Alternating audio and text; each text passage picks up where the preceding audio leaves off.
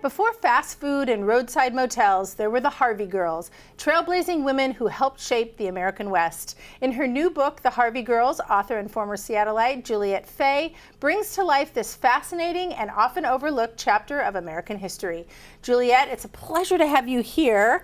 Welcome to the show. Thank you, Susan. I'm excited about this. I finished the book and I had no idea who the Harvey Girls were. Yes, most people haven't heard of them. In the Southwest, if you're of a certain age, you might have heard of them. But everywhere I go, people were like, why have I never heard about this? So the novel's set in the 1920s, which is a time of major social change. Correct.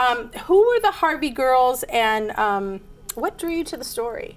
So the Harvey Girls were waitresses along the Santa Fe Railroad in the Southwest, which, you know, the whole Santa Fe had the contract for all of the Southwest. And there was a man named Fred Harvey who had this brilliant idea.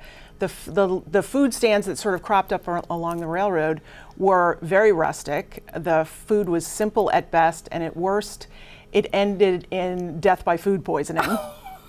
And he convinced the Santa Fe Railway that if they put good restaurants at these stops, people would want to travel. It would sort of lure them to the Southwest.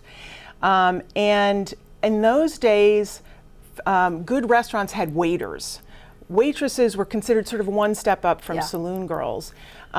But Fred's problem was that in the still very rustic Southwest, his waiters, as one manager put it, tended to get liquored up and go on tears. And so that's why having women was so appealing to him. And what were those working conditions like for women? Well, so Harvey Girls usually trained in Topeka, that first restaurant that he opened, and they would train for a month, and it was 6-hour days, sometimes 10 to 12 hours a day.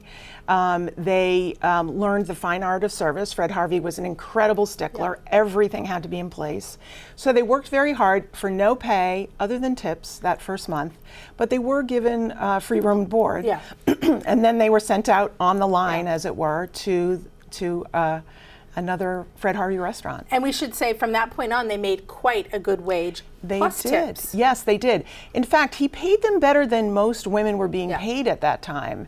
And with the wages plus tips and no expenses, you know, these women in 1926, they were bringing in somewhere around $50 a month with no expenses. They could send that money home. Sometimes they were important breadwinners in their families, or they could keep it for themselves. This was life-changing. They also got to travel and do some other things.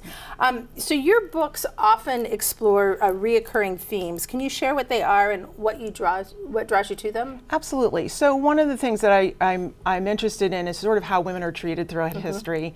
And I've stumbled upon, really, several little subcultures in which women have been able to sort of rise above and advance. One of them was vaudeville, the vaudeville era, where so the Tumbling Turner Sisters is 4 sisters in a tumbling act.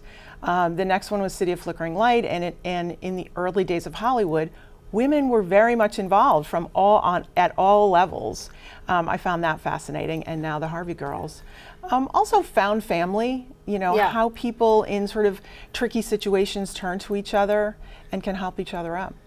In your book, one of the things that I really appreciated was, and you drew it out of the characters without hitting us over the heads with it, was that you dealt with the Hopi Indians and the Grand Canyon and the juxtaposition of the tension between the white man and the Indians and the tribes and what they were going through. And I so appreciated how you wove that in and the things that I learned. And you were saying that you had no idea either about that. I had no idea. And I've been to the Grand Canyon a bunch of times. So in my research, learned that when we decided to make that a national park, the Native American tribes, and there were about 8 of them that lived and farmed and hunted around the Grand Canyon area, were sort of moved off. The Havasupai in particular, they had they traveled lands that were like twice the size of Rhode Island. They were confined to an area of 1 square mile in area to sort of get them out of the way of white travelers. I learned so much, and yet it's also, I will say, delightful. I really enjoyed this book. I don't know if you could tell. I'm so happy. Historical fiction really requires that delicate balance, walking that line between fact and fiction. How did you do that with the Harvey girls? So it's really important to me that everything you hear from me is factual and probable.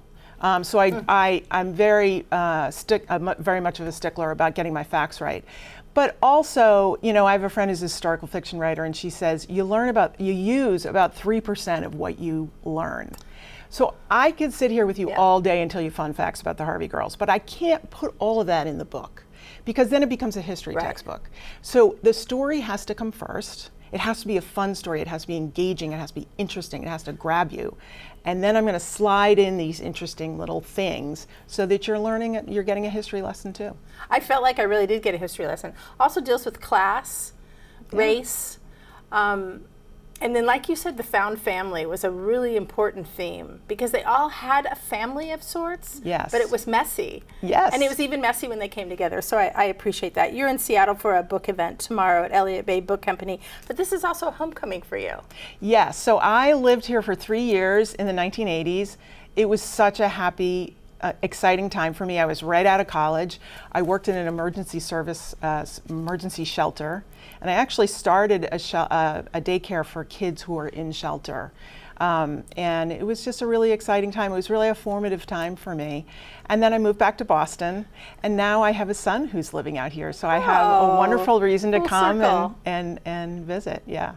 Well, I can't wait to read more of your books. Like I said, it was learning, but I also enjoyed it. It was a romp, a learning romp, I should say. So thank you so much. All right, well, if you'd like to hear more from Juliette Fay about her book, The Harvey Girls, she has a book event tomorrow night, September 23rd at the Elliott Bay Book Company. I highly recommend the book.